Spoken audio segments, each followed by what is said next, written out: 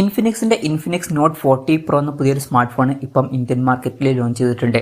ഈ ഒരു smart phone 22,000 രൂപ പ്രൈസ് റേഞ്ചിലാണ് വരുന്നത്. ഈ ഒരു വീഡിയോയിൽ നമ്മൾ നോക്കാൻ പോകുന്നത് ഇൻഫിനിക്സ് നോട്ട് 40 പ്രോ എന്ന ഫോണിന്റെ ഒരു സ്പെസിഫിക്കേഷൻ അനാലിസിസ് ആണ്.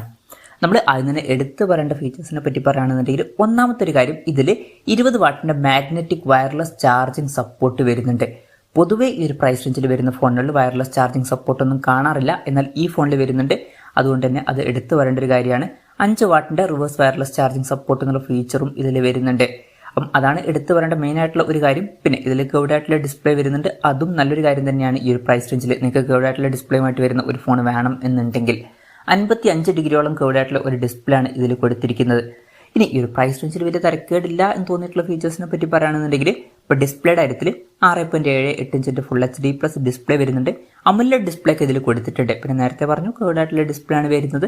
120 ഹെർട്സിന്റെ റിഫ്രഷ് റേറ്റൊക്കെ ഇതിൽ സപ്പോർട്ട് ചെയ്യുന്നുണ്ട്. 360 ഹെർട്സിന്റെ ടച്ച് സാമ്പിളിംഗ് റേറ്റ് വരുന്നുണ്ട്. 1500 ഹെർട്സിന്റെ ഇൻസ്റ്റന്റ് ടച്ച് സാമ്പിളിംഗ് റേറ്റ് എന്നുള്ള ഫീച്ചറും ഇതിൽ വരുന്നുണ്ട്. പഞ്ചോൾ ഡിസൈൻ കൊടുത്തിട്ടുണ്ട്. പഞ്ചോൾ വരുന്ന ടോപ്പ് സെൻറ്റർ ഭാഗത്തായിട്ടാണ്. 2160 ഹെർട്സിന്റെ PWM ഡിമ്മിംഗ് എന്നുള്ള ഫീച്ചർ വരുന്നുണ്ട്. പീക്ക് ബ്രൈറ്റ്നസ് 1300 നിറ്റ്സ് ആണ് വരുന്നത്. ഗൊറില്ല ഗ്ലാസ് 5ന്റെ അത്യാവശ്യം നല്ലൊരു പ്രൊട്ടക്ഷനൊക്കെ കൊടുത്തിട്ടുണ്ട്. ഇപ്പോൾ ഡിസ്പ്ലേ ഫീച്ചേഴ്സ് മൊത്തത്തിൽ നോക്കുമ്പോൾ ഈ ഒരു പ്രൈസ് റേഞ്ചിൽ അത്യാവശ്യം തിരക്കേടില്ലാത്ത നല്ല ഡിസ്പ്ലേ ഫീച്ചേഴ്സ് ഒക്കെ തന്നെ വരുന്നുണ്ട് എന്ന് പറയാവുന്നതാണ്. എടുത്തു പറയേണ്ട കാര്യം, കേർവ്ഡ് ആയിട്ടുള്ള ഡിസ്പ്ലേ ഇതിൽ കൊടുത്തിട്ടുണ്ട്. In display finger print sensor ഈ ഫോണിൽ വരുന്നുണ്ട്. ഫോണിന്റെ വെയിറ്റ് വരുന്നത് 197 ഗ്രാമാണ്. തിക്നെസ് വരുന്നത് 8.09 mm ആണ്. IP53 റേറ്റിംഗ് ഇതിൽ സപ്പോർട്ട് ചെയ്യുന്നുണ്ട്. പിന്നെ ഈ ഫോണിന്റെ വിൻറ്റേജ് ഗ്രീൻ അതുപോലെ തന്നെ ടൈറ്റാൻ ഗോൾഡൻ എന്നീ കളർ വേരിയൻസ് ആണ് ഇപ്പോൾ ലോഞ്ച് ചെയ്തിരിക്കുന്നത്. ഇനി പ്രോസസറിന്റെ കാര്യത്തിലോട്ട് വരികയാണെന്നുണ്ടെങ്കിൽ MediaTek Dimensity 7020 എന്ന പ്രോസസർ ഈ ഫോണിൽ കൊടുത്തിട്ടുണ്ട്. ഈ ഒരു പ്രൈസ് റേഞ്ചിൽ ഇത് ബെസ്റ്റ് ആയിട്ടുള്ള പ്രോസസർ ആണ് എന്നൊന്നും പറയാൻ പറ്റില്ല. ഈ ഒരു പ്രൈസ് റേഞ്ചിൽ തരക്കേടില്ലാത്ത ആവറേജ് ആയിട്ടുള്ള ഒരു പ്രോസസർ എന്ന് പറയാം. അപ്പോൾ നിങ്ങൾ മെയിനായിട്ട് നോക്കുന്നത് ഗെയിമിങ്, പെർഫോമൻസ് ഇതുപോലുള്ള കാര്യങ്ങളൊക്കെ ആണെന്നുണ്ടെങ്കിൽ ഈ ഒരു ഫോൺ സ്കിപ്പ് ചെയ്യാവുന്നതാണ്. ഇതിനേക്കാൾ ബെറ്റർ ആയിട്ടുള്ള വേറെ ഫോണുകൾ വരുന്നുണ്ട്, അതൊക്കെ നോക്കുന്നതായിരിക്കും നല്ലത്. ഇനി അതല്ല നിങ്ങൾക്ക് വേണ്ടത് വയർലെസ് ചാർജിങ് സപ്പോർട്ടും കേർവ്ഡ് ഡിസ്പ്ലേ ഒക്കെ ആണെന്നുണ്ടെങ്കിൽ ഈ ഫോൺ നോക്കാം എന്നേ ഉള്ളൂ. പെർഫോമൻസ് ഓറിയന്റഡ് ആയിട്ടുള്ള ഒരു ഫോണാണ് ഇത് എന്ന് പറയാൻ പറ്റില്ല. 5G സപ്പോർട്ടും കാര്യങ്ങളൊക്കെ ഇതിൽ വരുന്നുണ്ട്. പിന്നെ ഫോണിന്റെ ബേസ് വേരിയന്റിൽ 8 GB റാമും 256 GB ഇന്റേണലാണ് വരുന്നത്. ഈ ഒരു വർഷം മാത്രമാണ് ഇപ്പം അനൗൺസ് ചെയ്തിരിക്കുന്നത്. LPDDR4Xന്റെ റാം ഇതിൽ കൊടുത്തിട്ടുണ്ട്.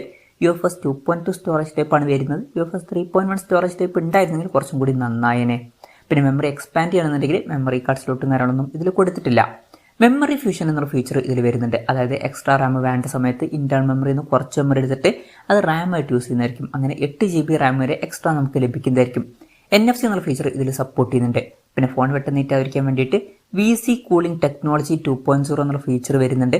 IR ബ്ലാസ്റ്റർ ഈ ഫോണിൽ കൊടുത്തിട്ടുണ്ട്. അപ്പം ഈ ഫോൺ റിമോട്ടൊക്കെ ആയിട്ട് യൂസ് ചെയ്യാൻ കഴിയുന്നതായിരിക്കും. പിന്നെ JBL ട്യൂൺ ചെയ്തിട്ടുള്ള സ്റ്റീരിയോ സ്പീക്കേഴ്സ് ഒക്കെ വരുന്നുണ്ട്. 3.5 mm മോഡി ജാക്ക് ഈ ഫോണിൽ കൊടുത്തിട്ടില്ല. Android 14 ബേസിലുള്ള XOS സോഫ്റ്റ്വെയർ ആണ് വരുന്നത്. 2 കൊല്ലത്തെ OS അപ്ഡേറ്റും 3 കൊല്ലത്തെ സെക്യൂരിറ്റി അപ്ഡേറ്റ്സും കാര്യങ്ങളൊക്കെ ഇതിൽ ലഭിക്കുന്നതായിരിക്കും.